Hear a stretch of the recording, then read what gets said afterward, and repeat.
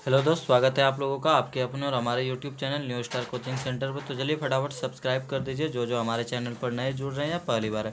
तो ये आपको बता दें, सोशोलॉजी है। जी हाँ, सोशोलॉजी यानी समाजशास्त्र, ये इंटर आर्ट वाले के लिए है। तो चलिए आप लोग ध्यान से शुरू से अंत तक बने रहिएगा और केवल सुनिएगा ध्यान से, ठीक है। सुनने से और देखने से बहुत अच्छी तरीक़ा से आपको याद होगा।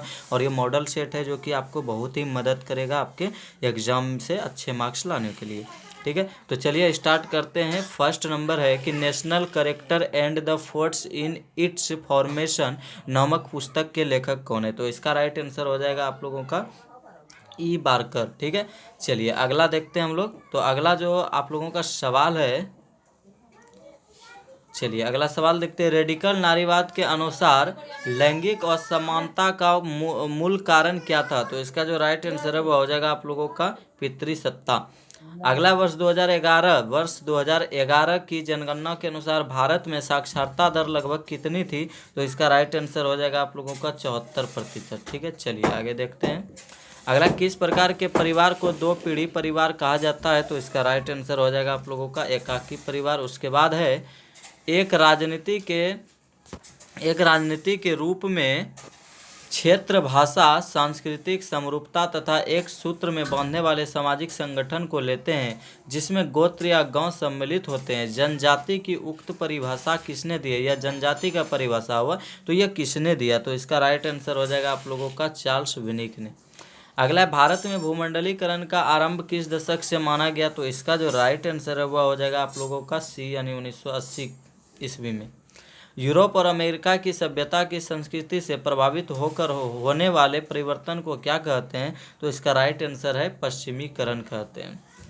अगला, सांप्रदायिकता मानव के लिए खतरा है, तो इससे आप क्या है। तो इसका जो राइट आंसर है वह हो जाएगा आप लोगों का सी यानी कि विवादास्पद यानी विवाद करने योग्य है। अगला, निम्न में से सही उत्तर पर चिन्ह लगाए। यानी जब आप सभी पढ़िएगा तो आपका सही आंसर जो मिलेगा आपको, इसको ध्यान से पढ़ेगा तो इसका सही आंसर हो जाएगा आप लोगों का संविधान प्रशासनिक नियमों तथा प्रावधानों का एक व्यवस्थित प्रलेख है। बाकी तीनों गलत है।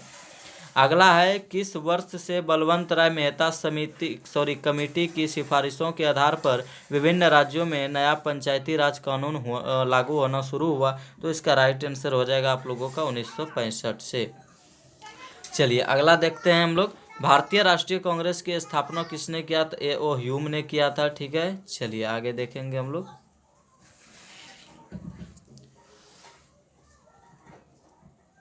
चलिए अगला सवाल है, स्वतंत्रता आंदोलन के अंतर्गत दांडी यात्रा का संबंध भारत के किस प्रदेश से है। तो इसका राइट आंसर हो जाएगा गुजरात से, ठीक है। अगला, निम्न में से कौन एक भारतीय समाज की विशेषता है। तो इसका जो राइट आंसर है वो हो जाएगा आप लोगों का डी यानी कि इनमें से सभी। भारतीय राष्ट्रीय कांग्रेस की स्थापना कब हुआ। तो इसका राइट आंसर दिसंबर 1885 में। सन 2011 की जनगणना के समय भारत की कुल जनसंख्या उस समय कितनी थी। तो इसका राइट आंसर हो जाएगा आप लोगों का डी यानी कि लगभग 121 करोड़। सोसाइटी नामक पुस्तक का लेखक कौन है। तो इसका जो राइट आंसर है, सोसाइटी नामक पुस्तक का लेखक कौन है, ये बहुत इंपॉर्टेंट क्वेश्चन भी है, मैकाइवर एवं पेज, ठीक है। चलिए अगला देखेंगे। इनमें कौन जाति की विशेषता है। तो इसका राइट आंसर हो जाएगा आप लोगों का 17 डी यानी ये सभी जाति की विशेषता है। इनमें कौन संयुक्त परिवार की परिभाषा पीढ़ी के आधार पर दिया, इनमें से किसने। तो इसका जो राइट आंसर है वह हो जाएगा IP देसाई ने। झील नामक जनजाति, झील नहीं होगा, यहाँ भील होगा, मिसप्रिंट है। भील नामक जनजाति किस राज्य में निवास करती है। तो इसका राइट आंसर हो जाएगा राजस्थान में।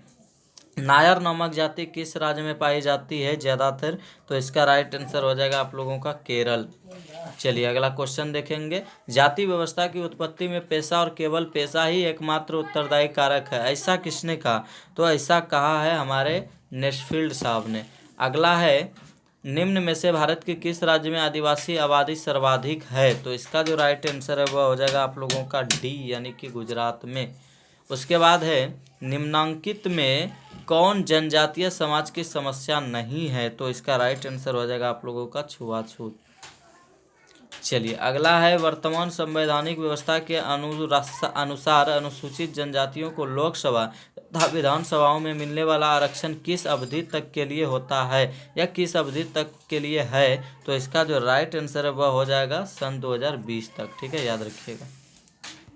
अगला है, भारतीय संविधान के किस अनुच्छेद के द्वारा लोकसभा में अनुसूचित जाति एवं जनजाति के सदस्यों के लिए स्थान आरक्षित किया गया है? तो इसका राइट आंसर हो जाएगा आप लोगों का ए यानी अनुच्छेद 324। सीमांत व्यक्ति की अवधारणा प्रस्तुत करने वाले लेखक का नाम क्या है? तो इसका राइट आंसर हो जाएगा आप लोगों का 26 यानी 26 का डी यानी मार्क्स, कार्ल मार्क्स। सीमांतीकरण एक क्या है? तो इसका राइट आंसर हो जाएगा आप लोगों का परिवर्तन की जनजातीय प्रक्रिया। अगला है, सीमांतीकरण की प्रक्रिया निम्नलिखित में से किस दशा के निकट है? तो इसका राइट आंसर हो जाएगा आप लोगों का 28 का सी यानी संक्रमण की दशा। चलिए अगला देखेंगे, निम्नांकित में से कौन सी एक दशा जनजातीय समुदाय के सामंतीकरण का कारण नहीं है? तो इसका राइट आंसर हो जाएगा आप लोगों का सी यानी मूल भाषा का परित्याग। जब हम लैंगिक विषमता का सामाजिक तथा धार्मिक नियमों की स्वीकृति प्राप्त होती है तब इसे क्या कहते हैं? तो इसे कहते हैं 30 का सी यानी कि संस्थागत विषमता। अगला, भारत में संसद 2 सदनों में विभाजित है। पहले सदन का नाम लोकसभा है जबकि दूसरे सदन का नाम क्या है? तो इसका जो राइट आंसर है वह हो जाएगा आप लोगों का सी यानी राज्यसभा। ठीक है, और राज्य में जो होता है वह होता है विधानसभा। भारत में भाषा के आधार पर राज्यों का पुनर्गठन किस वर्ष किया गया? तो इसका राइट आंसर हो जाएगा 1953। प्रजातंत्र की विशेषता कौन सी है? तो इसका राइट आंसर हो जाएगा आप लोगों का 33 का डी यानी इनमें से सभी। सूचना का अधिकार अधिनियम यानी आरटीआई पारित कब किया गया? सूचना का अधिकार, तो इसका राइट आंसर हो जाएगा, ये कांग्रेस के सरकार में हुआ था, इसके लिए इसका जो राइट आंसर हो जाएगा वह हो जाएगा आप लोगों का 15 जून 2005 में। ठीक है, चलिए आगे देखेंगे। चलिए अगला सवाल है, विभिन्न देशों के बीच वर्तमान युग से बढ़ते हुए स्वतंत्र व्यापार की नीति निम्नलिखित में से किस दशा से संबंधित है? तो इसका राइट आंसर हो जाएगा आप लोगों का उदारीकरण। ध्यान से आप लोग देखिए और पढ़िए और सुनिए। निम्नलिखित में से किस समाज सुधारक ने प्रार्थना समाज का स्थापना किया था? तो इसका राइट आंसर हो जाएगा आप लोगों का महादेव गोविंद रानाडे साहब। सत्य शोधक समाज के संस्थापक कौन थे? तो इसका राइट आंसर हो जाएगा आप लोगों का डी यानी ज्योतिबा फूले, और इसकी पत्नी थी सावित्रीबाई फूले। अगला है, भारत में अस्पृश्यता यानी अपराध अधिनियम किस सन में पारित हुआ? तो इसका राइट आंसर है आप लोगों के समक्ष 1955। आर्य समाज के संस्थापक कौन है? तो दयानंद सरस्वती जी।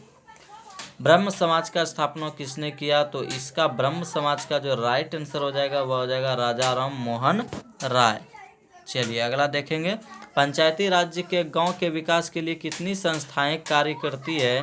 तो इसका राइट आंसर हो जाएगा सी यानी 3 स्तरीय। ठीक है, अगला है C2 यानी CITU किस राजनीतिक दल से जुड़ा हुआ है? तो इसका राइट आंसर हो जाएगा सी यानी CPM। ठीक है, CPM समझ रहे हैं ना, कम्युनिस्ट पार्टी मार्क्सवादी वामपंथी जिसको हम कहते हैं। अगला है, भारत में कौन सी दलीय पद्धति अपनाई गई है? तो यह बहुदलीय है। भारत में नया संविधान लागू होने के बाद पहला आम चुनाव कब हुआ? तो 1952 में हुआ। प्रत्येक 5 साल में सभी चुनाव होता है। भारत में राजनीतिक दलों को मान्यता कौन देता है? तो चुनाव आयोग, जिससे हम लोग इंग्लिश में कहेंगे इलेक्शन कमीशन। अगला, औद्योगिक नीति के अनुसार भारतीय उद्योगों को कितने श्रेणी में बांटा गया या रखा गया है? तो इसका राइट आंसर हो जाएगा आप लोगों का 3। रेल यातायात किस श्रेणी के अंतर्गत रखा गया है? तो इसका राइट आंसर हो जाएगा आप लोगों का प्रथम। रासायनिक खाद किस श्रेणी में रखा गया है? तो इसका राइट आंसर हो जाएगा आप लोगों का द्वितीय। ब्रिटिश शासन के दौरान भारत में जमींदारी व्यवस्था का आरंभ किसके द्वारा किया गया? तो इसका राइट आंसर हो जाएगा आप लोगों का लॉर्ड कर्नवालिस। ठीक है, चलिए अगला देखते हैं, भारत में हरित क्रांति के फलस्वरूप किस खाद्यान्न के उत्पादन में सबसे अधिक वृद्धि हुई? तो इसका राइट आंसर हो जाएगा आप लोगों का बी यानी कि गेहूं। नगर के जिस अविभाजित वर्ग का संबंध राजनीति अथवा उद्योगों से नहीं होता उसे क्या कहा जाता है? तो उसका राइट आंसर है ए यानी कि व्यावसायिक अभिजात वर्ग। निम्न व्यक्तियों में किनका नाम पर्यावरण बचाओ आंदोलन से जुड़ा हुआ है? तो इसका राइट आंसर हो जाएगा मेधा पाटेकर।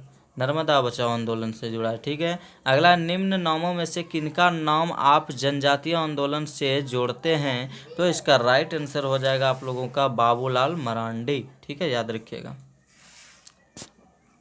चलिए अगला देखेंगे हम लोग।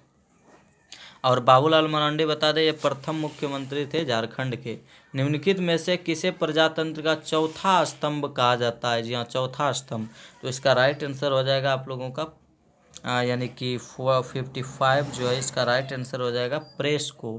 ठीक है, इनमें कौन घर घर में पश्चिमी संस्कृतियों को पहुंचाने में प्रमुख भूमिका निभाई है?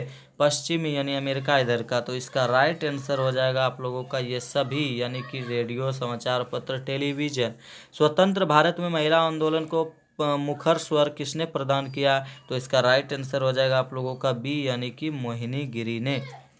चलिए अगला देखेंगे, पर्यावरण में सबसे ज़्यादा कौन सा गैस है? पर्यावरण में सबसे ज़्यादा कौन सा गैस है? तो इसका राइट आंसर हो जाएगा नाइट्रोजन। ठीक है, इनमें कौन किसान नेता, ये बहुत इंपॉर्टेंट है, याद रखिएगा, इनमें कौन किसान नेता माने जाते हैं? तो इसका राइट आंसर हो जाएगा आप लोगों का ए, यानी स्वामी सहजानंद सरस्वती। भारतीय राष्ट्रीय कांग्रेस का स्थापना कब हुआ? तो 1885 में। भारत छोड़ो आंदोलन का आरंभ कब से हुआ? तो इसका राइट आंसर हो जाएगा आप लोगों का 9 अगस्त 1942 से। तो ये पहला सेट आपका खत्म हुआ। इसी तरह और 4 सेट होगा। आप चारों पांचों सेट जब पढ़िएगा तो आपका बहुत ही मन गदगद हो जाएगा, आप एकदम सभी पूरा तैयारी हो जाएगा। इसलिए चलते हैं आप दूसरे मॉडल सेट के लिए। आप लोग थोड़ा यानी समय वेट कीजिए और चैनल को सब्सक्राइब करके ही जाइएगा। ठीक है, चलिए गुड बाय।